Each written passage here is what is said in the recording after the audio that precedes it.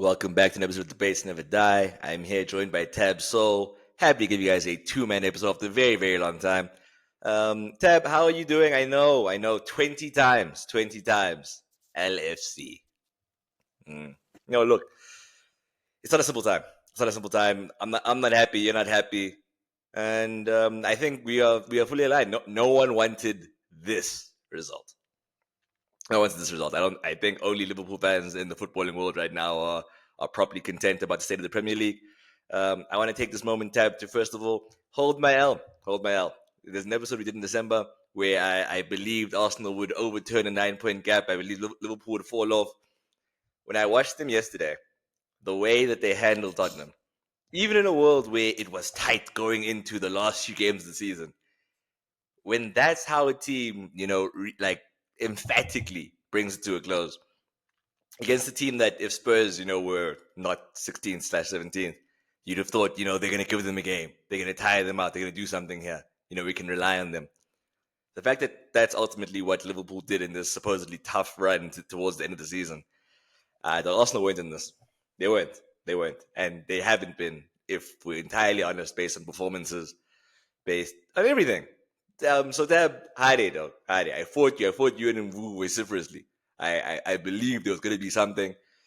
At the end of the day, I'm an Arsenal fan. Sometimes I believe and I'm right. Sometimes I believe and I'm actually just very, very off. There are other factors, But this one, this is my L. Yeah, I'm holding it nicely sharp, dog. My fault.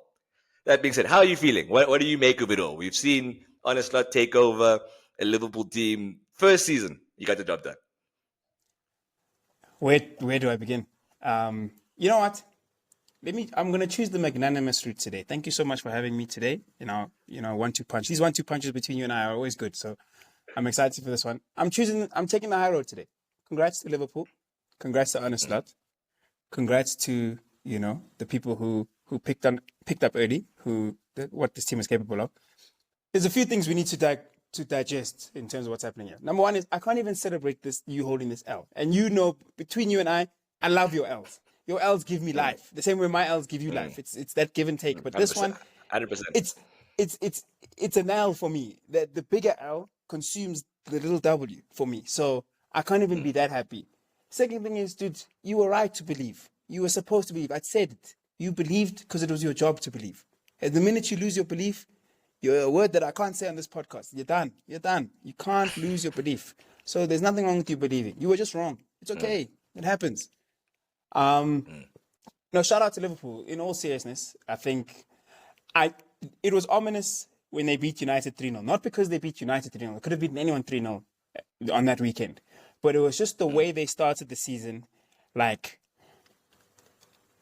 almost without fuss. Slot just landed. He just took off. The treadmill was moving and he just jumped on. There was no adjustment period. There was no skepticism. There was no drama from the media. No player fallouts. They didn't lose anyone big in the summer or big that they needed to replace. Like the squad was relatively settled, maybe 80-90%. Like, okay, what were they going to do in holding midfield, whatever. But then they just found a solution, played 1, 2, 3, 4 games, it worked. And all of a sudden, you're on a run. All of a sudden, you're already at the top of the pile. You're where you want to be. You're not chasing. You're not in the chasing mentality. Season progresses. We get to December, where you said what you said. Arsenal was supposed to put up a fight, and they didn't. And all of a sudden, like I said in that episode, there's no place. The only place better to be than 9 points ahead in December is 10 points ahead in December. Like, that's where you want to be, because now you're in the driving seat. Now they have to catch up. All their games get a little bit more important. I'm talking about the chasing pack. Massively helped by the most unserious City side we've seen since like Eliaquim Mangala days, like, and Otamendi, but cliche. Yeah. I'm thinking that's team with the collar. Yeah. Like, just jokers. This is just jokers. Have you guys seen the boys? Just a team not interested in participating that much this season. They were like, we'll see. The City season was like, we'll see. Okay, cool. Arsenal, majorly disappointing. We'll get it to Arsenal and their faltering title charge. But then again, like, Liverpool did what they needed to do for the longest period of time. And now they win the league with 4 games to go on 82 points. Okay, cool. Like, cool. I've been guilty of saying this season has been not that entertaining. But like that's not Liverpool's fault, you know. So we can clown the title all we want. We can say things like, "Oh, no one remembers," whatever. But a chip is a chip. This is number 20 for them. This is massive, bro. This is massive, and it hurts me. I'm not even gonna say it. You know why it hurts me. I don't want to say it, but like this season that Liverpool had and the season my team had, like talk about a stark contrast. Like it's impossible. It couldn't be more night and day. This is worst case scenario. What's worse than this? Relegation. That's the only Pretty worst much. thing. So yeah, shout out to them. It won't happen again. That's what I know. It won't happen again. But let's not focus too much on the future now. We'll get there. It won't happen again. What I would like to say is congratulations to Arne Slot for two things. Number one, the Gravenberch move. I mean, like you had the balls to do it, the tactical IQ to make it work, and like keeping him fit, managing his minutes mostly. Like that is, I told you guys in like Feb, that was my player of the season. Not because he was playing at a level higher than the very best, but he was the system. If he fell, different season for Liverpool. So shout out to 100%. Second thing I'd like to congratulate Arne Slot on is congrats for tricking everyone into thinking you didn't spend any money. Like that is an achievement on its own. The fact that people are saying you didn't spend a cent, like that is an achievement on its own. How he managed to mask the bust that is Chiesa. Respect. Respect. I come from a club where every bad signing is a headline, back page, front page. So for him to just slip that one under the rug, that's an achievement on its own. That deserves another medal. He must get one medal for the Prem and then one for tricking everyone to think they didn't sign Chiesa. And it wasn't a failing of a signing. So well done to them. Yeah. No, honestly, the Chiesa thing is hilarious because genuinely, I think most people do forget he hasn't started a single Premier League game. Like he has been the definition of inconsequential. If he was there or if he was not there, Liverpool are lifting. Chiesa doesn't have moments, although ironically he scored in a cup final that they lost. But like the fact that ultimately that's his representation. They're like, no, he was there. There was a guy that they signed that they thought, maybe he'll do something in the season. But like, no, they largely won with what they had. And I think when people say he didn't spend money, I think it's just what has been expected as of late. Right? There's lots of conversation about a manager having his squad. And I think what Slot's done is, I think I'd like to hope it means he's put that idea to bed. That a good coach is going to make do with what he has to a large extent. Like, yes, he will add pieces here and there over time, but the idea that there can be nothing expected until you add your players is bullshit. It's absolute bullshit. That's not normal. That's in real life. That's not the case. You can't go to Spain and say, dog, I don't have my team yet. No, until I get my laptop, my mouse, the right colleagues, please. the right aircon. Then I'll spawn, bro. You applied to work here. You said this is you. You said this is what I'm gonna work with. So lock in, bro. This great period coach has been getting.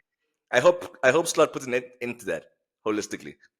No, and thank you for bringing that up because on a less, Manchester United. I don't want to make this about Amram and United, but maybe from zooming out and just looking at football, I think the past couple of years have become too skewed to perfect coaching. And that's a result of just how the job Pep Guardiola did at Man City and the way he was able to iterate and build and change and whatever. It's tricked people into believing that the system and philosophy comes first, then the right players, then winning. Winning can happen in any context, in any situation. Like Slot walked into this job from Feyenoord, right? Like he wasn't... for lack of a better phrase, killing it. He wasn't, Europe's most highly sought after manager. But it's like, okay, cool. This is my skill set. Credit to the recruitment team at Liverpool and the on a managerial level for identifying him and thinking, okay, cool. Because what does Slot have? Not only from a tactical point of view, he had the right temperament, the right attitude, good fit for the club, good fit for the city. All of a sudden, Liverpool were favourites after 10 games. 10 Slot games, they are title favourites. Like, that's all it took. It didn't take a massive window, a big clear out, a system reset, philosophy. It's continuation. It's continuity. And that's how clubs should operate. Your next manager shouldn't be the polar opposite from the guy before. If you're doing your job correctly. And that's what they've done very well, is the fact that, cool, Jurgen Klopp was there for 9 years? Like, he was entrenched in every fibre of Liverpool's being. But, like, it wasn't impossible. It wasn't an impossible thought to think, okay, they can probably get someone who can at least get to where they got to Maintain the last level. season. Get to Yeah, where they like get to finish last third. season. That's it. Finish third again. Yeah. Get to 75 points again. Get, Liverpool, they are England's Champions League club. Like, do well. Now, Yeah. all of a sudden, a League and Cup double with relatively the same squad. You know what? We'll call it the same squad, with relatively the same squad, with the contract uncertainty, with whatever happened. Like, this was a flipping good season. How many seasons did Klopp have better than this one? 2? When he won the league and when he won the Champions League. 2 out of 9. Pretty much. So, like, this idea that they have to get the right coach and he has to get his players. Although, wait. Before though, we must say that a club season being good, given what the area he's competing in, it's a bit hard to say. Because to get to 98 points and you don't lift, like they lost once that entire season. So respect. How many times have they lost in the league this season? Once again. I think I think it's 3. They lost to Forest. Lost to Fulham, and then there's one other. I just can't remember exactly which game. Or am I imagining it? I hope there's one other. It's the draw that United fans pretend was a win. They've only lost twice the entire fucking season. Yeah. And you know what? That on its own, we went in this. We didn't deserve. Granted, we've only lost one more than them, but too many draws to conversation. Can we talk about Arsenal? Yeah. No, I'm ready. Because what we're doing now is kind of summing up the season. It's about Liverpool, but we want to talk about everything else but Liverpool. And maybe that's them thing to sort out. That's Lesiba and them man's problem. Because they're relevant, but not that relevant. Imagine United did this. We'd have stopped talking about this for years. But you know what I'm saying? But it's included. Yeah. So, like, I saw a reel. It was posted towards the end of Feb, I think, about days spent at the top of the Premier League. I don't mind being fact-checked by the listeners, but it said something like at the end of Feb, Liverpool had been on top of the Prem for like 174 days. City were up there for a couple of days. I think third place was Brighton. Do you know who was fourth? For one day, Manchester United. And then Arsenal had 0. Arsenal haven't spent any days at the top of this Premier League season. And the more I think about it, I love that you didn't win the league. I'm so happy that you guys didn't win the league. But that's fair.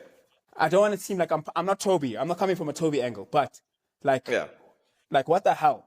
Like, this was the season. You guys realize that this is even more of a missed opportunity than I think anyone believes, because you were meant to be primed and ready. You were meant to be like, if City fall off, we are going, and no one is catching us. We're done. And exactly. Like, it was like, if City don't meet their impossible standards, we can get them. They fell off a cliff, and you guys weren't there. Like I said the other day when you guys drew to Palace, 3 wins in 8 or 4 wins in 9, something like that. Like, that's not that good. And I think it's being masked by the fantastic recent weeks in the Champions League. Masked in the sense that, like, there's not enough. There's other stuff to focus on. Yeah, you let go of the league a long time ago. But imagine you were still in the race in like March and then this happened. Like, that's not good. That's not good. And I don't know where you see the level going to now. Is it just like, okay, we'll clear our heads in the summer and then go again? Oh, no, brother. There's a conversation we had at Bench Warmers in Jan. I hope now I sound a little less dramatic when I say to you, Arteta has until January of 2026 to show us that he is serious. That includes the time between now and how the season ends. If this season ends and Arsenal do not lift, it's okay. You pushed us far. People didn't even think that we'd beat Madrid. You know, you did your thing. You showed up for Arsenal. You did. And PSG are this team that is super exciting if that's who we lose to. If we lose to Barca or Inter, it's one of those where you can take it. But genuinely, the question then becomes, can Arteta get Arsenal over the line? You say this season was the season. Unfortunately, I think the season was last season, when all he had to do was beat Arsenal's former coach, Unai Emery, and he couldn't. And it's so unfortunate. And there was Champions League, and he was trying to do this, and it was difficult. No one's saying that this job was easy, to compete with City and also do this and also do that. But ultimately, we are at a point where I don't think Arsenal go into next season as favourites. Even if Trent leaves, with Trent leaving, I don't think that's what's happening. I think Arsenal have at least 4 big signings to make, and one of them is Zubimendi, who's replacing Jorginho. So it's a bit of like, you're replacing someone who doesn't currently start, and you're meant to just make us better. Cool. You'll maybe fit, I said, this long-term vision a bit better than Partey does. Fine. You're hoping you sign one of Gyökeres, Sesko, someone in that range, maybe Watkins. Okay. I don't think that if you put Sesko or Watkins or Gyökeres in this Arsenal team, Arsenal in the league, personally, I don't think that would have changed much. I think it's maybe 5 to 8 more points at most.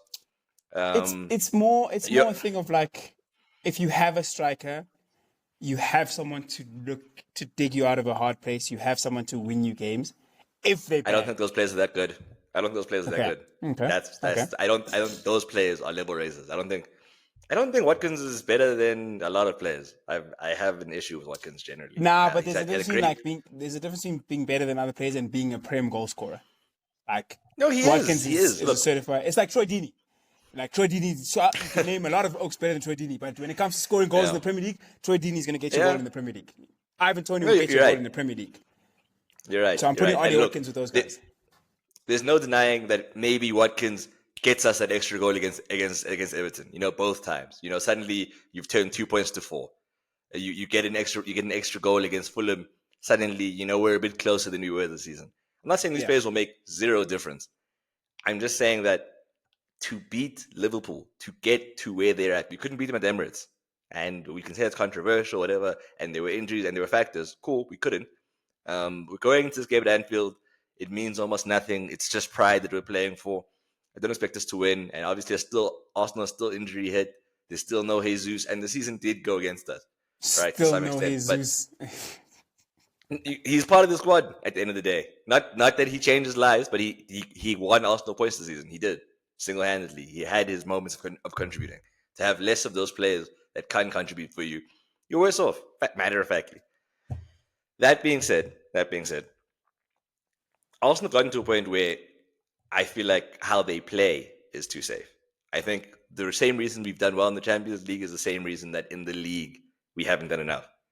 We aren't blowing teams away if the team sets up to stifle us. If a team plays any fear or any regard for like how serious like a side Arsenal are, there are lots of them that are capable of saying, okay, cool, we're just gonna sit and hold what we have as much as we can and frustrate them as much as we can.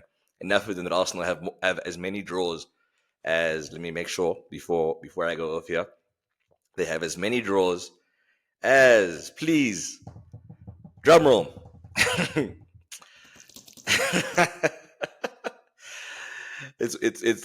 I'm slightly wrong. It's one more now. Everton have one more draw than Arsenal. Everton are 16th.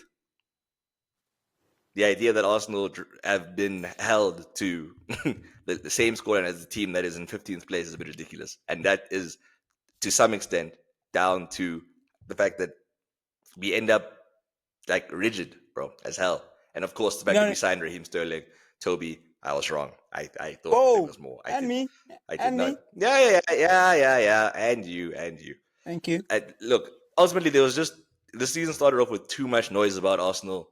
Will they do it? Is this finally their year? And it wasn't. And the conversation I've had with Siba a few times. Yeah. Have you paid the price for just a not good enough window? Simple as that. 100%. To go into this window, like looking at it now, like quite plainly, the fact that Arsenal desperately needed one more attacking signing, they signed Raheem Sterling, like this version of him. I'm not genuinely like Toby and Tabani. You guys were right, bro. I'm not sure he's Premier League level anymore. I'm not. Like sincerely, I'm not. Whether that's confidence and it's just a bad year, that's something that we'd have to wait and see. But ultimately, Arsenal fucked themselves. And in January, there was a chance to try and rectify it. And Arsenal didn't push the boat out to make that signing. And now we're here. We're in a world where City are coming back as well. That's what I was about to say. So can you bounce back in a window then? Because Liverpool probably will get stronger. Man City, let's just assume, for all intents and purposes, they will get stronger. And then pick a random team like Newcastle will get better. Let's imagine they will be last season's Aston Villa. can you now go from, because you will still finish second, right? Like, barring a disaster, this is second place. Top right? three. Top three. So you'll be the second best. You'll still be the second best team in England. So you'll only have one team to catch at the beginning. At the end of the season, you have one team to catch. Can you mitigate the gap that others will close in one window, realistically? Realistically, yes, but it's not super realistic. Like it's realistic, but it's not that plausible. I don't think. I think Arsenal's issues at this point have become a myriad of things. It's become Take a creativity Amram, bro. issue. Don't do that. Let's not do this. Let's not do this. Let's not do this. No, I please, think, please take him, bro. I think the unfortunate thing for those who watched the end of last season for Arsenal against Everton, the players were shattered, mate. Oaks were in tears. Oaks were down. Oaks were somewhere else, like mentally. To then try and get yourself back up for it, and then to end up chasing for as long as they did. The injuries start to pile up. Odegaard is out, and also the fact that Odegaard was the only creative midfielder we had going into this entire season. Like, we set ourselves up. The idea that we are now going to come in so much stronger, and like we're going to make sure that there's someone for every position. And on top of that, you need to renew Saka, you need to renew Saliba, and you need to renew Gabriel. All of this in this one window, it would be Arsenal's best window ever. That's what it relies on. It relies on Arsenal being so astute and so perfect in every moment of this next window and get every single target that they need ahead of time and make sure that there's no one that you need to, hope gets sold first before you can make this move. And I don't see it. I don't see how Arsenal go into next season thinking that they're favorites for the league. And that's not necessarily the worst thing in the world, because obviously the Premier League is the strongest league, like the absolute ceiling of it. But we put ourselves in a position where that's not the case. We're gonna need more than one window to close that gap. So then, maybe to end off on my questions about Arsenal, if you do have this January 2026 countdown for Arteta, who are the realistic prospects? Because, like I told you in our off-camera debate, like, you can only go super elite after Arteta. There's no point getting another guy unproven or trying to prove himself or with a few credentials. Like, you have to you go to serial winner territory, and those guys are now few and far between. Like, there aren't that many serial winners that you can call that won't blow up your club in like a year and a half. Conte, I'm talking about you. Tuchel, I'm talking about you. Hansi Flick probably won't be available. So then it's like, I know you're going to say Inzaghi's name, but would he leave that project for Arsenal and mid-season? I don't think so, especially if Inter have, if the season ends the way it will for them. I'm not saying Mikel needs to get sacked in January next year. Wouldn't be mid-season. No, but I'm saying, who can do a better job than Arteta right now? Like, do you need a man manager, or do you need like a master tactician? I mean, obviously a combination of both, right? These players are used to a certain way of coaching. I just think that Arteta might have gotten to a point where he can't take the team further. And again, this goes back to the conversation we had, I think, in October, where I said, regardless of what happens, Arteta was a success as Arsenal coach. It's about whether or not he is the ultimate guy that takes us over the line. And at the time, I thought he might have been. And if he's not, that's okay. That's okay. There are other coaches his first in world managerial football. job, bro. Genuinely. And that's what I'm saying. Dog, it's fine. I do not see the value in sticking by him indefinitely if he can maintain a top 4 position. Like, for me, that's not enough. It's not enough. And we are in a position where I feel like we need to push the boat out. We are in a position where I feel like we need to, properly make an effort to get to the level that City and them are at. With or like the level of title winners. And I think if you replace Martinelli, crucially, if a caveat for those, obviously not everyone was aware of the episode when I first said it. I'm saying if Arteta is just not in the challenge in Jan. That's all. That's my only request. That it can't be a situation where we're like 8 points clear and we're hoping for a run. That's all I want in Jan of next year, and that you are not out of the FA Cup by the 3rd or 4th round. Like, it can't be that my season at all times hinges on like a knife's edge like this so early in the year. Like, the Champions League run is like almost a miracle, right? Like, Arsenal weren't favorites going into it for whatever reason. Like, the fact that we're even here right now, and that's left, is like, wow, thank God for that. Because then genuinely, I just want a season where it's plausible and I can expect that.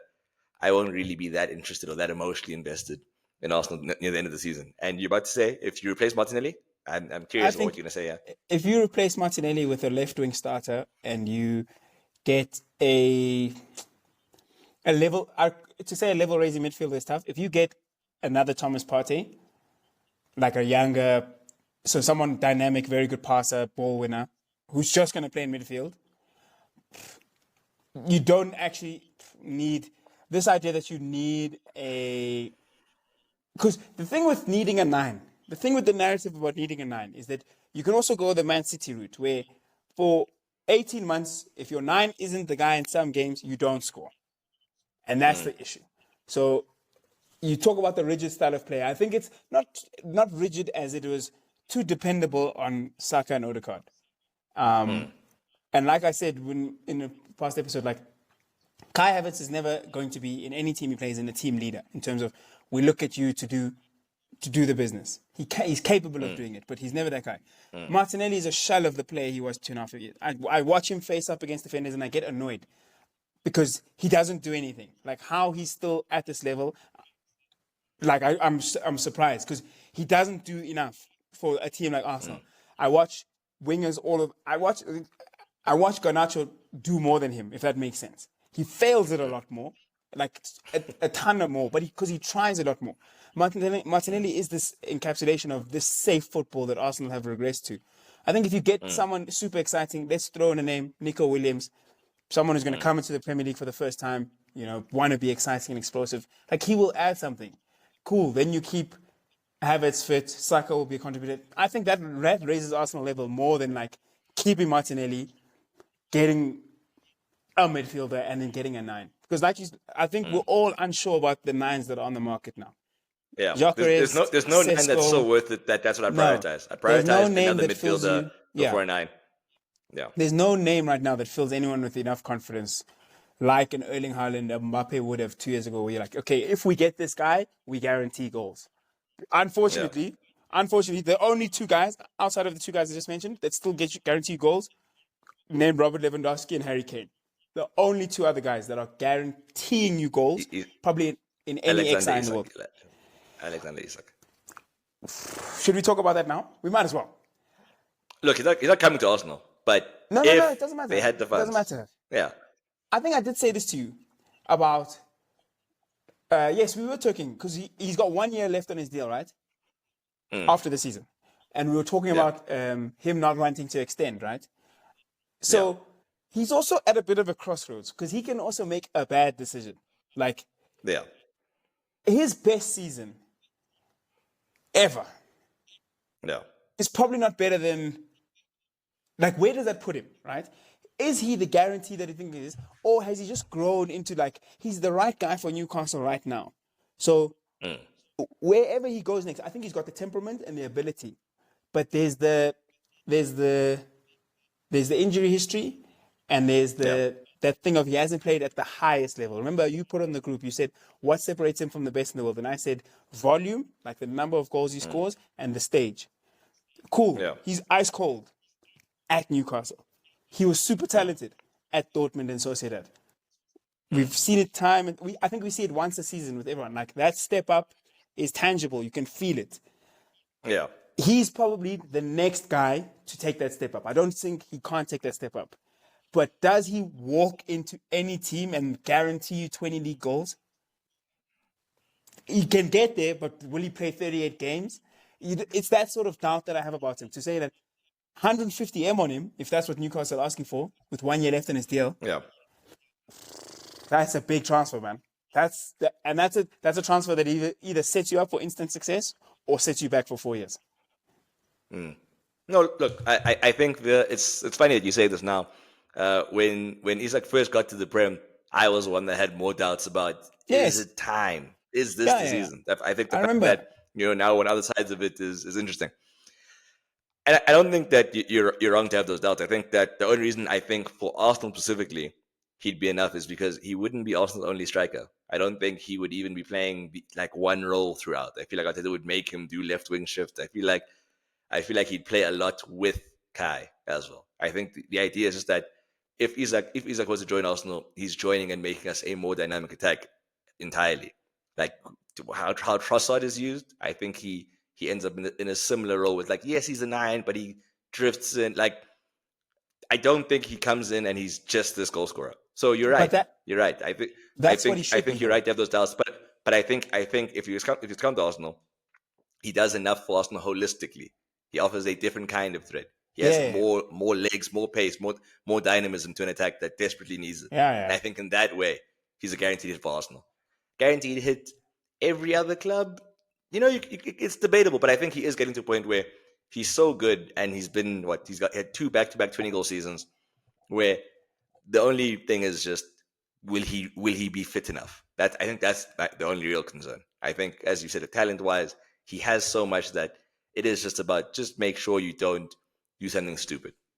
Don't try and go to Madrid now if they had the money, right? Like there's a lot happening there, a lot of egos, there's lots of weird things where you can just end up not feeling like yourself, right? Like he's had a season where after he performed well at Sociedad, he was anonymous, and I think a lot of that. Obviously, I wasn't there. I wasn't in Sociedad talking to the guy, saying, "Dog, what's happening to you?"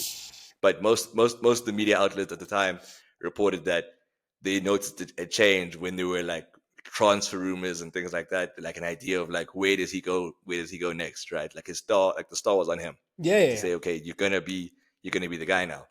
He was spoken And about the way like the Cisco's and the Yokeres are spoken of now, where people are now trying there to you go. place them.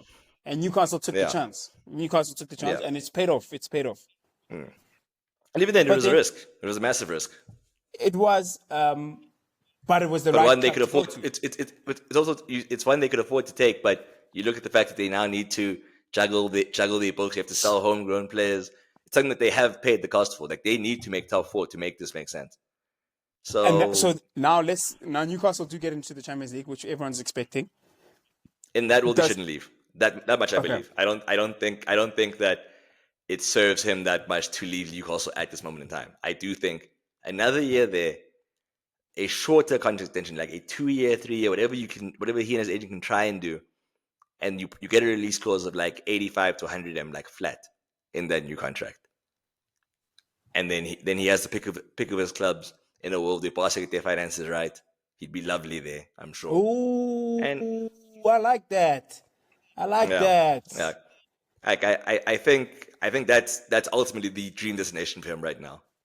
And I don't know. We'll see how it works out. We'll see how it works out. I just hope more than anything else. I just hope Arsenal they must try, dog. I don't want to go into this. My actual only wish for Berta Arteta, can this window be done before deadline day, bro? I don't want to check and hope, bro. I don't want to check and dream. Now my screen time for the week is up to 15 hours on a day because I was desperate for something. I was just wishing on a star that yo, dog, there's this link that maybe they'll get Liao. No, no, no. It must be done. It must be done. You must have an interview on the 20th of August and say, no, no, Arsenal's transfer business is done. We're happy with the squad that we have, and we can judge them for what they are, as opposed to this thing of thinking, no, if Sterling clicks later on in the season, then maybe I don't want to do it to myself again. I refuse to have a season where I do so much emotional manipulation to myself and lie, dog. I was lying. I spent so much time lying. I'm watching Sterling Carabao Cup games saying, yo, dog, when he starts, fuck off, bro. Fuck off, bro. You're I about to wasted a lot see of emotional the best energy. of me. Bro, why are you doing these promos? Why is there so much noise? There's like ultimately how you said this at the start, the idea that there was no noise around Liverpool. It's the contracts, the players themselves are playing week to week, they're getting the job done. The worst part of the season, like in its entirety, was just like the Nunez thing that maybe he's gonna leave. Like that's the most controversial part of the entire season. And besides that, they just kept on going. I want a season where like, oh, there's no noise. I don't want to talk about referees. I don't want to argue about dumb yellow cards. I don't want that. Just play, bro. Just play. Be fucking entertaining. At the very least. Arsenal played some absolutely dog shit football this season, and some of it's been down to injuries, and some of it has been a bit of misfortune. But please, Oaks, just get the window sorted. I don't want to spend my time imagining, if Arsenal get 44 Ketia, then maybe they might sign. Fuck off, bro. Fuck off, bro. They made me defend nonsense. I'm looking at Watkins' transfer links. I'm saying, yo, if we bid quickly, fuck off, bro. That's not what needs to happen. If Arsenal want any hope of a successful window, get it done early, bro. Or a successful season, get it done. Get it done. You've got a sporting director, a new guy, isn't it? This the guy Arteta is happy with as well. Show us. Get the contracts done.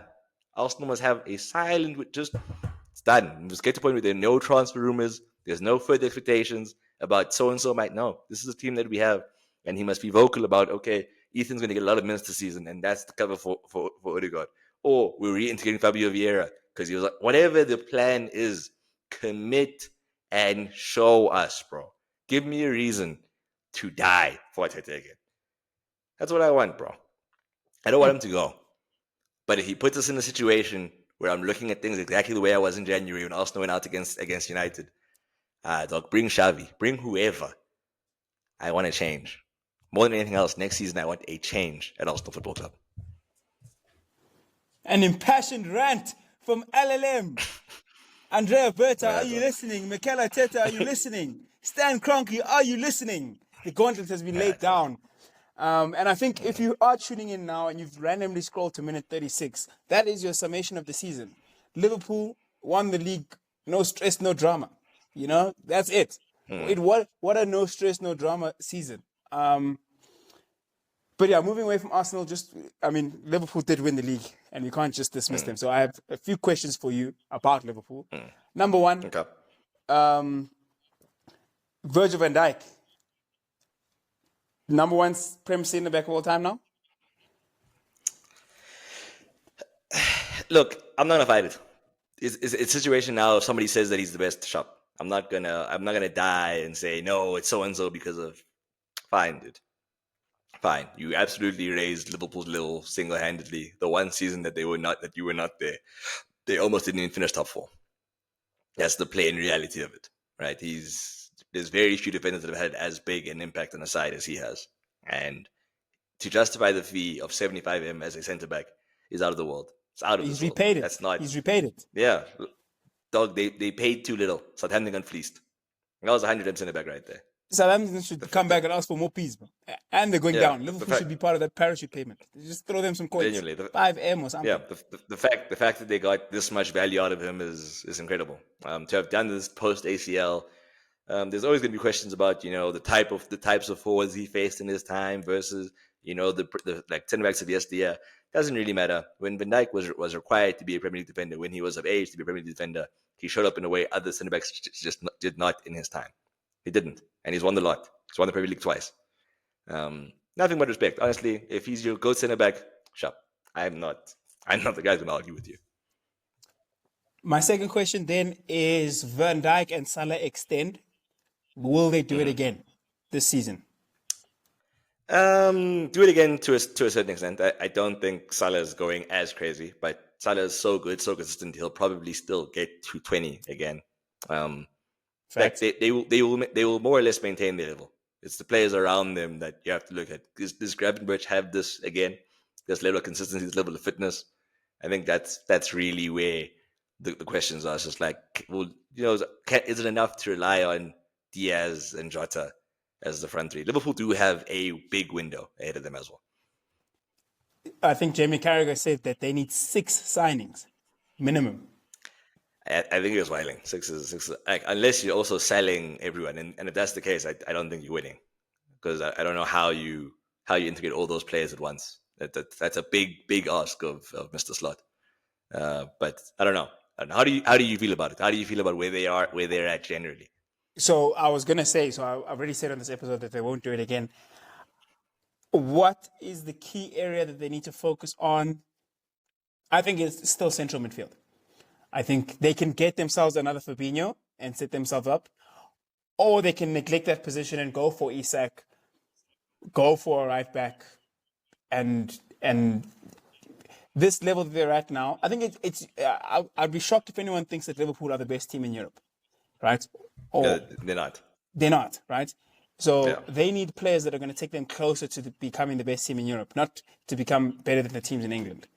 And I think central midfield, as much as Gravenberch has done what he's done this season to a high level, like a there's no names, bro. We said this the other day. There's just no names. I can't throw names at you. But like, if they get that level-raising central midfielder, cool. If they don't, like you said, a Gravenberch injury throws them off the rails.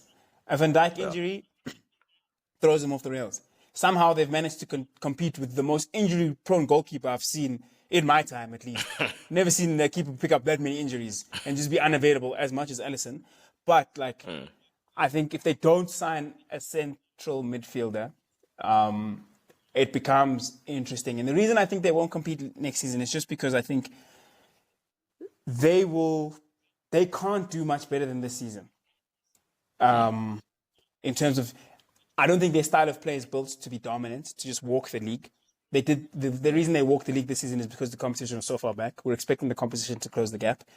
And I think next season there will be some sort of pressure and expectation, adapting without Trent, assuming he goes, giving Salah and Van Dijk the money, like can they sustain their level? Like there'll be more stories next year. And as soon as you throw one too many stories at Liverpool, like we know what happens. So, I'm not predicting them to fall off, but like Arsenal, City will close the gap. Yeah, they're not my winners next season. Please, God, no. Someone else. Genuinely, someone else. I think that's fair. And ultimately, when you discuss what they needed to do contract-wise a while ago, that was where we were then as well. But there's just a lot that they need to do. This was, again, for them, it felt like one last push for these guys. The fact that they've stayed is great, but I think now the emphasis will still be on silverware and just trying to compete on all fronts to the best of your abilities. But I think small things like the way they fell away against PSG, granted it was on pens, they could have very easily gone through and been in a semi-final by now. You never know. But I think there is Carragher's 6 signings. I made a big mistake earlier in this episode. I said they won a league and cup double. They lost the final. I completely forgot that they lost the final. No, I'd made peace. I knew what you meant. Kept it pushing. I gave them a double. Why didn't you say anything? Brother, to fight them at this point, I denied them early. I'm grand.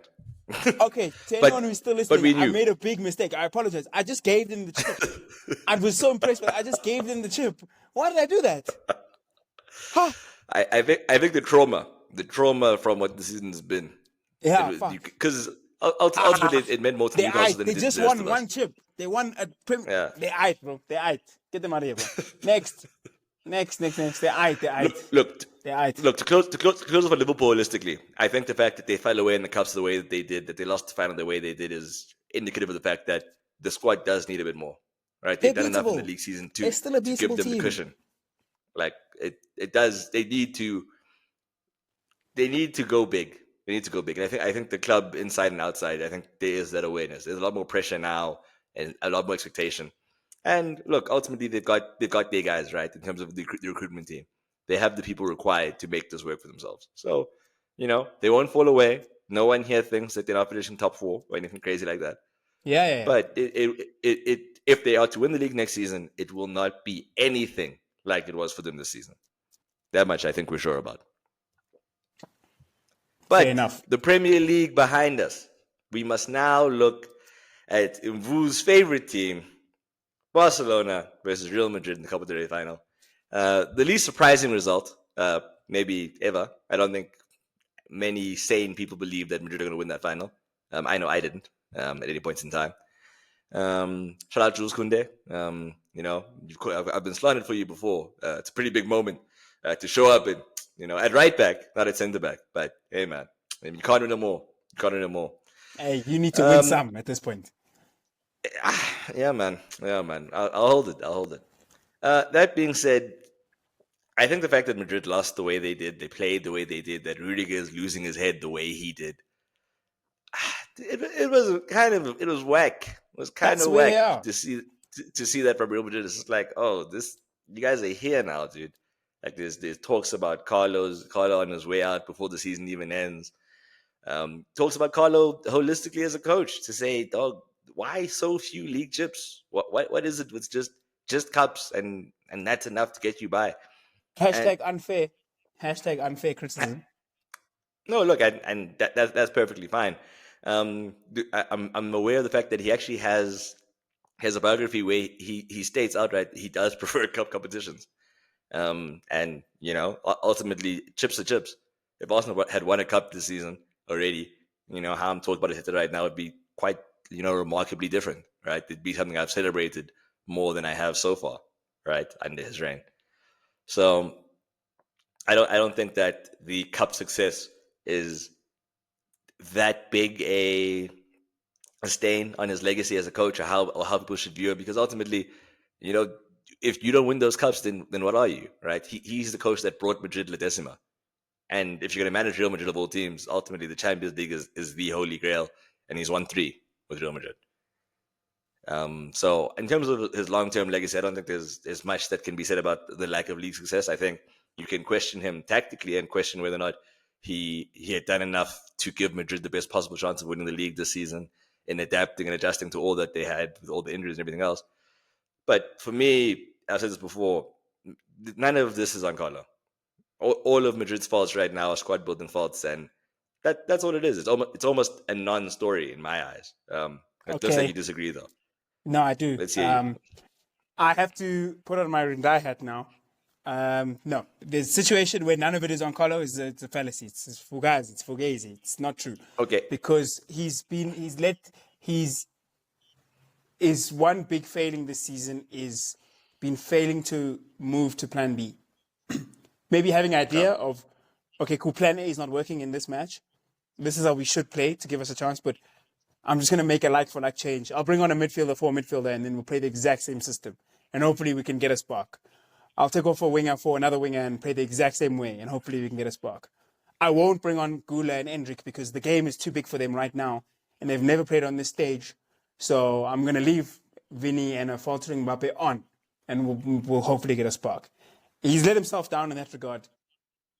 Maybe by not trusting the kids, maybe by not just being bold with plan A, but time and time again, we've seen them struggle in games because they just try to play the same way all the time. You just saw it in the Arsenal game very recently, let alone this final. Like, they will just keep playing the same way. Like, they ran out of ideas 10 minutes into the Arsenal game and then played that way for 80 more minutes. When, again, is it the ego thing, which we spoke about earlier? Remember I told you that you can't bench Mbappe, but like, one of those guys has to shock. And continuously, it is Rodrigo, it is Rodrigo, it is Rodrigo, it is Camavinga, it is Camavinga. Occasionally it's Tchouameni, but like, of the big three personalities, like, you can win with them, but maybe not win with them all at the same time. And I think time and time again, he's left one of them on a bit too long. That's why he had the balls to take Vinny off now going into extra time, but like, he wouldn't have done that in October in the Champions League. Like, you know what I'm saying? Like, now I think because the kind of the writing is on the wall for him, he can do it. But like, that's where he's been let down. Like, yes, the squad is not magnificently built, but a lot of the games that they've lost, the humiliations against Barca, one of them was Mbappe's fault, by the way, the fact that he just couldn't stay on side. But like, to be like, hang on, we're shipping goals at an alarming rate. Let me solidify the team. Let me sacrifice an attacker to make us more sturdy. No, but I can't take Vinny off. Okay, we're not having any luck down the central channels because Mbappe is not holding the ball up. Let me get him off and get like Endrick on, who will just stay in between the goalposts. He's too young. So like, I don't buy into the fact that it's just the squad building. I think decision-making has been a big part of like why Madrid have struggled. And then injuries. I have injuries below decision-making because I don't think Eder Militao, I don't think Danny Carvajal, I don't think who else did they lose at a certain stage? They've lost Tchouameni at stages, they've lost Camavinga at stages. I just don't think Ferland Mendy. I don't think those are the guys who bring them back up. So it's like, okay, cool, you can't put injuries that high up. Everyone struggles with injuries. But it's this decision-making in-game, sometimes the formations. How often does Rindai while about certain squad choices that have been made? So yeah, it's not all on the higher-ups. Carlo does have to bear some of the brunt because I think he's almost a victim of his own success. He got so much trust from the great players, and he got the most out of them last season. He's not going to turn his back on them this season. So you kind of understand it. But at the same time, if he did make the big decisions, if he did say, you know what, Vinny, today you get 60 minutes because in the 60 minutes you've played, you've not done anything. Mbappe, you know what, today, what you're doing, this thing of coming to the halfway line on the left when we have no striker, like, it's not working for me. Had he made some of those decisions, maybe stamped his authority down early in the season, make Oak scared to to not play how he wants him to play, it could have been different. So it can't just be not Carlo. Look, I'll hold it. I'll hold it. I think for me, it's just with what Madrid had last season, right? And we must be honest that a lot of it was fortune more than by design. The fact that Jude had the season he had is not because Madrid signed him to play that role, right? The fact that that is the base and anchor of a lot of their success in a different position. Then you add Mbappe, you lose Hosselu, you lose Cruz. The fact that there was so much upheaval at once in a squad that at the best of times in the most recent years has been, maybe a bit overly reliant on certain moments, right? The fact they won the Champions League the way they did is just for me, right? And obviously I have a soft spot for Carlo Ancelotti holistically because I believe he's been hard done by more than once in his career as coach. I believe that when he was sacked the first time in Real Madrid, it was unfair. It can go back as far as being sacked at Chelsea, 9-10. He had a really, really bad season, of course, when that happened. But I didn't think that it was so bad that Chelsea needed to sack him immediately. All of that being said, especially because afterwards they went to got AVB, bro. Like they did bullshit. They weren't swag. They won the Champions League as a result, and. But my point is, I think that there are instances where I think the hierarchy does need to hold the majority of the blame. I'll hold that Ancelotti needed to do more than he did. Like maybe his great sin is inaction, right? That he didn't try adapt in the way he did last season, right? He made a plan last season when he was injured. He made a plan when there was no striker. He said, "Okay, Jude, you'll try for us here." The fact that he ultimately didn't do the things you've listed, you're right. But again, if the options are the 19-year-old Endrick that they signed, it's just like, bro, you can only do it because you're Madrid. If any other club makes that signing, you're saying, bro, you're taking the piss. You don't need to do this now. You don't for this money. It's not the like high IQ play. Like you bring in Mbappe, you're making that work kind of, and it's something that like Sheik said, 2 years before, bro. None of us get paid to talk about football. If that happens that frequently, that I can say 2 or 3 years before, they're like, oh, this is not gonna work. Just by the way, and it pans out this way, and you're waiting for things to click and hoping this and that happens, to then put it back down to the coach who did not sign that player, who did not push for that to happen, and then it doesn't work out, and then you have to think, who do I play? How do I do this? How do I? For me, more than anything else, this is on Perez. The weird, stupid shit with the referees being interviewed and Oaks are crying now, and Madrid TV did this, that, No, but third. why is the ref That's doing a dumb press shit. conference? No one's answered my question. Like, we can't just pretend like that's normal, Oaks. Why is the ref doing a press conference? Because look, refs shouldn't do press conferences. They were lying, right? I can't answer for that. But ultimately, the fact that Madrid TV, which like encourage that's what's happening going into the final. All these conversations about the referee and not on how Ancelotti's going to set up this, clusterfuck of a squad. No, that's down to those above. Ancelotti did not put Madrid into the situation where legitimately you're saying, what is Madrid's best lineup, bro? Like Madrid are about to sign Trent, and you're saying, okay, you're gonna give him all this bread, and then do what, bro? Like the formation next season is going to be what? How will you fix these issues? You're thinking, oh, the Brazilian that we signed for 50M when he was a teenager, yeah, we might have to sell him actually. To get who? To get who? Who's this magical right wing that makes everything balanced? Who is this guy? Who is this player? Is Goulet, the 19-year-old from Turkey? We're saying he's talented as hell, but that's the hope ultimately. Well, it's Brahim. That's what Madrid are looking at this point in time. The fact that that's more or less where they're going right now. These kinds of issues. The next coach at Real Madrid does not come in and think, okay, cool, one season we're going to win the league and we're going to make it to the semifinals of the Champions League. I don't think that's what happens. Whoever comes in to replace Ancelotti has to deal with a lot of problems, and it's for that reason that if we're thinking beyond him, what Madrid are going to look like next, it can't be Alonso. If the expectation is that he wins in the first season, he might need a bit more time. So then I had this argument with someone else yesterday about, like, is Xabi Alonso even the right guy? Because clearly the job needs... I don't think so. The job needs more than just football, if that makes sense. The job needs more than just like setting up the team Control. to play. Yeah. The job needs a bit of ego management, man management, a bit of aura, if you will, for our younger listeners. And does Xabi Alonso tick that box? Is he going to make that big call to take off Vinicius Jr.? Is he going to make that big call to take off Mbappe? Is he going to make that big call to leave Jude on the bench for a certain match? He'll come in with the history and the pedigree and the fit, the character for the job. But I mean, this job has taken bigger scalps than Xabi Alonso, if you know what I'm saying. So it's going to be interesting. Yeah. No, look, I think the unfortunate thing is, I don't doubt Alonso has the awareness to make those kinds of decisions. I think it'll be a similar thing where it's a terrible person to try to compare him to. But when Benitez was at Madrid, it's not like he wasn't making those big decisions to try and manage the team, to try get them through certain phases. The issue is that the players didn't respect what he was doing. It's not like Benitez arrived at Madrid as a nobody, right? Like he's someone who had won a Champions League title before. He's someone that had won in La Liga before, Valencia. He came in as a guy with credence, right? Like in world football. And the reality is, at Madrid, if the players do not stand by you, you are going to go. Madrid have had 4 coaches in a year. The year after Zidane first left. Like it's very easy to suddenly not have a grip whatsoever what's happening, to not know left from right. Maybe Zidane should come back. I'm there. Oh no, I think no Zidane seriousness. should come back. That's the guy. It's Zidane for 2 years. Get a after that. That's the only coach that knows and has left repeatedly because Perez has given him a squad and he said, I don't want this. Guys, we have to be more creative. The only person.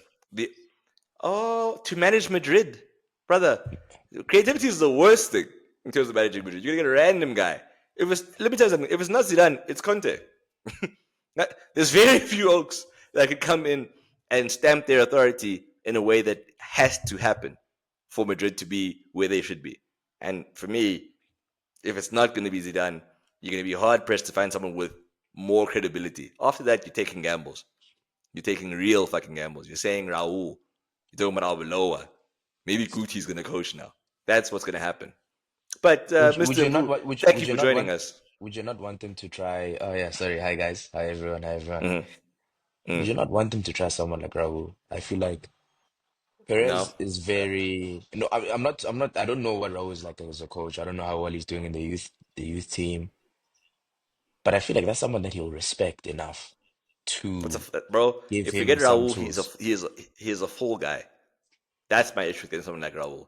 You need someone that can stand up to Perez, not someone who's just grateful But to he have the can just opportunity. fire you in any case. So then who does that serve? Oh, but how but does I'm it saying serve Madrid to get no, Raul? but I'm saying looking for someone that can stand up to him isn't necessarily the solution. That's all that's the only point I'm trying to make. Look, in the long term, I believe that Madrid won't be okay again until Perez goes. Okay. Hey, man. And with that being the case, there's no reason to get Raul. It's just a gamble. You're just wishing on a star that maybe he might actually be so good that this and this happens, as opposed to someone I trust a lot more. I don't trust Raul. Getting Raul is Getting Raul is a continuation of what they've got now. Just taking a chance. Just we'll see how it works. Let's hope. That Raul is a hope appointment. Even Alonso, Alonso is half of that, but he's still a hope appointment. Look, I joined the conversation late, so obviously there's probably important parts of this that I've missed. But my question was just mainly about like it can't always be Zidane, and I thought maybe it was a legacy thing that you were hinting at. Obviously, he's done well there, but I just thought there was also an element of the respect that Perez will have for someone like him, someone that he's worked with before, club legend. I think it's harder, but maybe I'm It's not giving Barca, boy. I'm giving Madrid fans and thinking too much credit here. They would It's boo not him. Barca. They would boo Raul. It's not Those Barca. ungrateful guys. It's not Barca. Yeah. Speaking of Raul Barca, will lose his job in 3 months. have I missed Raul will lose his job in 3 months. Honestly, don't do that. There's no reason to put him under the pressure. We've covered your team. Okay, no, let me just say something. Yeah. I see, guys. I'm coming here with havoc. I'm here to cause chaos. You know what somebody said to me, guys? All the people listening. Quote me properly, or I'm leaving the episode. Quote me properly, or I'm leaving. Quote me properly, or I'm leaving. Look, he's getting worked up. But I said you want to tell them yourself. You can tell them yourself. I don't have to quote you. I Tell them what said you in said. October, I said if Jude and Pedri retired at the time, that Bellingham retires with a better career. That's what I said. And And then Vu made and some what did good I say? points about Pedri winning the Euros and the fact that he got injured and he's won La Ligas. And I said, oh, you know what? Cool. I didn't think about that. That's what I said. And at the time, what I will say is that I see Pedri now more than I saw him in the past. That's where you're going with Thank you. this. That's where you're Thank going you. with this. Yes, yes, Don't put yes. That's words in where my I'm going mouth. with this. You love to I misquote me and stuff. I see Pedri now. I I let you see him. quote. I see Pedri now. Pedri's the best midfielder in the world. I'm saying it. He's the best. The guy doesn't lose the ball. He's the best I've ever seen in my life, actually. Him and Ethan Ranieri are the best midfielders in the world. But that's what I'm saying. So, yes, I did say that. Jude had an incredible season. He had a Yeah, good-ish he's an incredible player Euro. as well. He Yes. should have won the Yeah. Ballon d'Or. No, I No, don't no. agree with that. What are you doing? What are you No, doing? What are you Nothing? doing? No? dude, what are you I had doing, to What are you try. doing, bro? bro? I No, had to try, bro, dog. it's I had to fine. try. Yo, okay, yo, boo off stage. Fuck off. Sharp, folks. Yo, goodness No, but gracious. But yeah, we didn't touch on let's give Mvu the floor. We didn't touch on Barca fully. Instead of letting you waffle, because if you start, you won't stop. I'm gonna ask you a few questions about Barca. Um, I obviously know your feelings on a lot of the players. Now I'll start with the manager. I said if Hansi Flick delivers this treble, he's passing a lot of guys now. He's passing a lot of guys. Okay. Uh, what in terms of how he's managed the squad, what he's produced in terms of the football, but also just managing the egos, some of them, the managing the mentality in the squad. Like, what do you make of what he's done? I'll be very honest in saying I didn't expect things to go as well as they are going right now. It's not the end of the season, so anything can still happen. But I'll draw us back to one of the first episodes where we said, how long do we think he'll be here? I was one of the guys that said about 18 months to 2 years max. Um, and I think what he's shown us is he could, depending on the money situation, he's done well enough to earn at least 2 years in the club if he delivers on all the trophies this season. What he's done is truly incredible. I'll start with the good things. I think we're a very creative side. Like you've mentioned before, we can score goals in many ways. Um, and I think that's testament to his coaching style. And what I think I like the most is what was missing with a lot of the Barca teams is Xavi had a good defense and everything, but I missed a Barcelona that was very intense in a press and just pinning teams back. We used to be very, very, very good at that. And it's just very refreshing to see good players that produce goods, but also just work hard. Lamine works. He's not a great defender, but he works. Rafinha works. Lewandowski works in his own way. Pedri works. And I think it's a cliche to think, and maybe it's an English thing that, sometimes fans just want to see players that just work. On the bad side, I'm very worried about our defense, guys. I'm very worried. I think it's working right now. It's worked so far. But it's a very dangerous game to play against a side like Inter. I saw a struggle against a back five against Dortmund. I don't recall us playing many back fives this season. And that was a very clear indication to me that if we're not careful, that game can go badly. But I'm not going to use this. I've said on the group that I don't think we win, but I'm not going to use this opportunity to not back my team. I think we're going to go and get to the final and win this thing. If we don't, so be it. But there's nothing to be afraid of. But I am scared of the way we do defend. I think it's too kamikaze, and Flick needs to change that. The last point that I have, where it's a bit of a criticism of him, is that albeit they're very great players, but if Pedri and Lamine don't play, be just a very different side. And I know that will be the case for most big teams, but the gap in between how good we are creatively is just way too big for me. And I think we need to focus on getting someone else or keeping Danny Olmo fit. Because if he's not there and those guys are not there, we're struggling. We're struggling. And I think that's one thing that he does need to, well, that's the second thing he does really need to work on. But it's good, bro. I'm happy. I'm happy. I told gents I'd smile again. They were laughing at me when Messi left. They're laughing at me when we're catching hands. And I said, the sun will shine again. And here I am. Okay, well, fair enough. The next question I have for you is then this for the casual watcher of Barca. the casual football fan sees Rafinha's stats leading Europe in terms of goals and assists, close to. They see 17-year-old Lamine Yamal doing things that 27-year-old Rashford could dream of. No, I'm joking. I'm joking. I'm joking. Yeah, no, no. Then they hear things of Pedri's best midfield in the world. So genuinely, in your heart of hearts, who has been the best player this season? Because whoever you say is the best player this season for Barca is probably the leader for the Ballon d'Or, like realistically. So who actually is it? Like who like nail put the line in the sand. Like who is Barca's best player? If I give them not one name, for me, our three best players this season have been Kubrasi, Pedri, and Lamine. Nah, they don't want to hear that. The audience, the crowd No, doesn't want to hear that, no, bro. They're not trying to hear I that. was just giving context. Those are the guys. I think Pedri's been our best performer, to be honest. I think we look a very different side. But Lamine is our best player. Like it's very difficult, bro. I'll be honest with you. For me, it's between those two players because Mm. what we look like without them and what we look like with them is just the gap is so big, so big. Those two for me have been easily our best players, way better than Rafinha. Kanye knows how I feel about Rafinha. You guys know how I feel about him. He's done well this season, but I know what I see.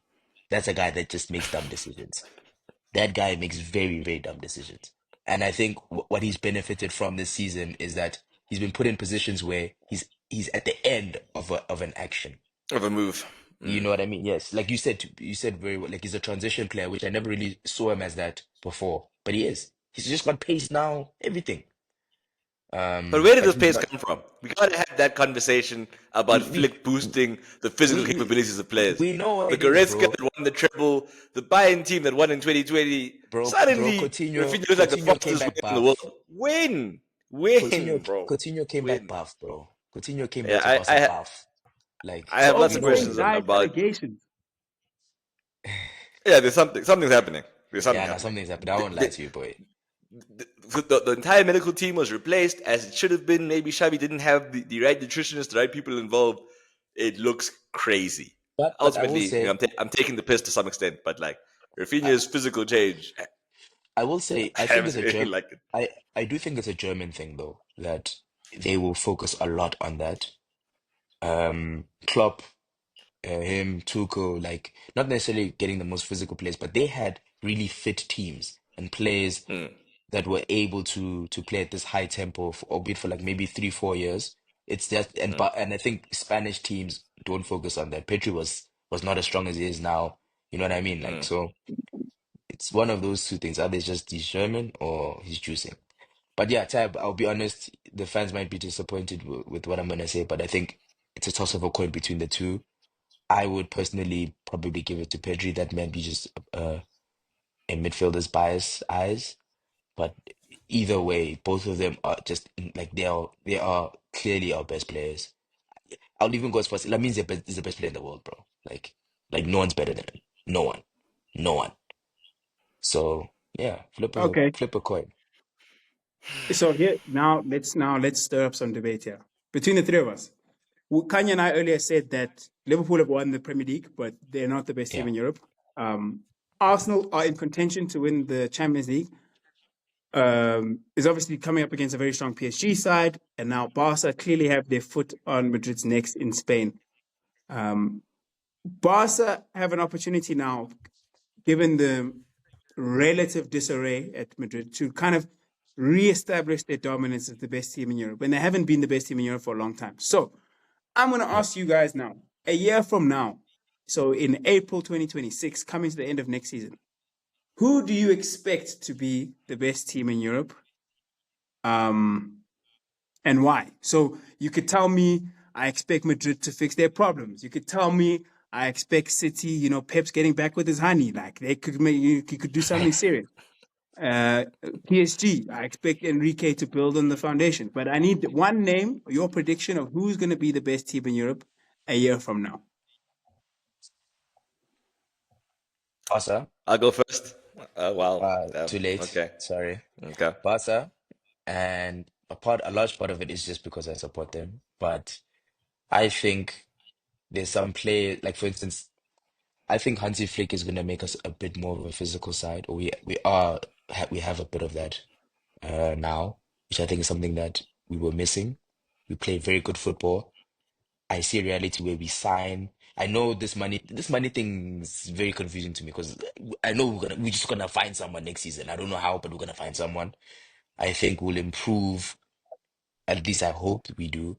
Uh, in the striking position, I think we're gonna get some midfielders back. That Bonaga that was doing very well in the beginning of the season, physical, tall, good on the ball, is gonna change a bit of how we play. It might give Pedri more room to express himself more because Frankie's not the most physical, but he does cover good ground. And I think our defenders will be coming of age. Kubrasi is still very young, very clever footballer. I think Kunde will step up a level. I think Balde is already stepping up a level. And I think our goalie situation will be fixed. So I can only think positively about how things might look next season. Ignoring the money. Ignoring Yeah, the because money. you guys Big just thing to ignore. no, but they just But spawn but money. I'm saying like really They've been in exactly financial like trouble for the last 7 years. They've had no money for 7 years, and but I they add just one just thing. Sorry. I think we're in this position now because we did what I've been complaining about for the past, 3, 4 years on the group. We've gone back to our roots. Stop trying to just sign these guys and trust the system that has produced many, many great players. We are in that position now because of that. You have people that people that want to play for the badge, people that are happy to play there, and they are capable. I don't think Mm, you find many Barca academy players that are afraid to play at a level. You know what I mean? mm. So yeah, well, bro. yeah. Only good La Fair things. enough. Masia is back on the level of La Carrington. Kanya, your team? Oh my days. In a world where Perez decides to be sensible, it's Madrid. If you can get some good money for Rodrigo, if you can accept that you need to plug some gaps, if you can accept that you need to meaningfully build this midfield now without Cruz, without Modric, if you can actively start to think, okay, cool, this is what we want now. This is what Madrid is going to look like for the next 2 to 4 years. I see no reason why Madrid cannot build that side. To have Vinny, to have Mbappe, to have the players that they have, the fact that they aren't the best squad in the world right now is a failing, more so than it is this great Barcelona success. Barca have maximized on what they have. Madrid have minimized on what exists within that team. But you now need to build a team. It can't just be players. It can't just be a bunch of players that will figure it out. If Madrid can commit to building a side holistically, it's them. It should always be them. No one has the Do you resources. No one has the pull. No one can create a team the way Madrid can create a team. No one has the resources for that. you say create a Only other team? What team do is you mean? City. Oh, In like terms of financially. the star power, like financially, like Madrid is everyone's dream destination. If the player is South American, they want to go to Madrid or they want to go to Barca. That's pretty much it. If the player if the player has any European ambitions, like globally, like if they hear Madrid want them, they're going. Okay. Trent has just won the league with his boyhood side, and it has never looked like he was close to extending. Do you If do you Madrid think you come have the calling, money? more often that players go. Um, Because I that's don't why know I'm if saying you've Salah Rodrigo. seen. Okay, I okay. have heard the rumors. I'm saying someone does have to go, and unfortunately, it is Rodrigo. But yeah, you ship Sad. Rodrigo for 60 to 80 m's, and you start to Ooh. look and say, okay, Goulet, Hendrick, let's see what these guys really are. Let's commit to what they're doing here. And I think Madrid have a very very strong possibility of creating a situation. Sad day for That's Tab, my thing. man. Sad day for Tab, man. They're gonna drop his boy. Crazy. It's crazy, Hey, man. misunderstood geniuses are everywhere. So it's another sad case. But I can't tell you the best team in Europe will be this time next season, but I will tell you who won't be. Ah, It won't be Arsenal. boo, boo. It won't be Arsenal because I don't think they have the window that you guys keep fantasizing about in the group. I just don't think they get over the line that much. It won't be Liverpool for the reasons I've already listed in this episode. It won't be Madrid because as we just discussed, we don't even know who their coach will be next year. That's a big decision. They probably the chances of them getting that perfect are actually closer to zero than they are closer to 100%. It could be Barca. It won't be Bayern because company is probably not doesn't have more than he has this season. If he stays, he's probably going to have a very similar season to this season next season. Which leaves me with one pick. It won't be PSG because It might be PSG, but it won't be PSG, which leaves me with one pick. And I'll end the Inter. episode on this. It will be Man City because sometimes things are bigger than football. Sometimes you just need to go to your ex. Go to your ex, go fetch your ex, like sort things out. Like things are fine at home. And once you fix things at home, everything starts at home. So watch. Next season, City 100 points, treble, sweeping up England, maybe another Champions League chip, but it will be them. And I think, it all starts at home. Happy wife, happy life. Here we go. That's your answer. That's your answer. Here we go. There was no. I hate that. I hate that I can't fight it. Exactly. There was no ACL. There was none of that before things. The problems started home for Pep. Once you sort out your Alan household, suddenly injured. you can do anything, bro. You can do anything. So yeah, that's my pick for next season. Just to touch on the Arsenal thing 1 second. You said the window we are dreaming or speaking about. I don't think it's Oh no, us you'll dreaming. see. It's You'll see. it's Kanye went what on a. they've. Kanye went on a Okay. 5-minute. You just have to listen back to that. He was impassioned. Just listen to that. You'll understand what I'm talking about. Like Okay. the summary of it is, Mbu, Arsenal need to be perfect to Yeah. get to that level. We put ourselves in this position. I've never seen Arsenal have a perfect window. Like ever. And the stakes are too high. So let's leave it. You'll watch. Can you'll I tell us. you what? Can I tell you what would have been a perfect window? The window when we Go ahead. signed Havertz, because we signed Julian Timber, and then we signed Declan Rice. If we signed someone more serious than this Havertz experience playing in the middle, just if, that would have been a perfect window. But it was your pops So Arteta that said nah. Like My a pops. Jesus type My player. pops. So, Mbu, I'll ask you this now, because you said this before. And ultimately, right, we're at a point now where you're thinking if Arsenal didn't try that season by trying to play Havertz as a CM, all that nonsense, it was just a 9 from the beginning, or if also just signed a 9 from the beginning. Who was that player? 65 M's, 275k a week.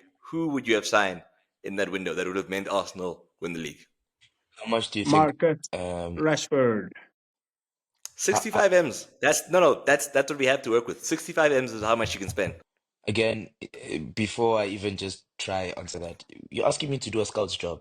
There's people that get paid to do this, bro. You're gonna ask me these no's. But separately, Boo! how much do you Boo! think who do Arsenal fans want the most now? Isak. How much do you think Isak would have been in that window when he still had his injury issues and he hadn't hit the heights that he had? I think that was the first season where he like really, really went up. How much do you think he It would was have been also in that window? the Newcastle at Champions League football. So I would Again, say upwards of 80 M's. do you think it would have been better to spend 80 million plus to sign him and then splashing 65 on Kai Havertz? Doc, don't ask dumb questions. Obviously, it would be better to sign Isak. My point is how plausible the signing actually was. Because you know, and I know, that Mr. Arteta wanted Isak first. Do we When know we that? were not in that position, we were not in We this do know position. that. No, but we were We not do in know this that. position. It was not in the same He's window. It was not in the same window. I didn't get We that were not, email. I won't lie to you. but we were not in the Dog, position that we were we in then. wanted Isak since 2021.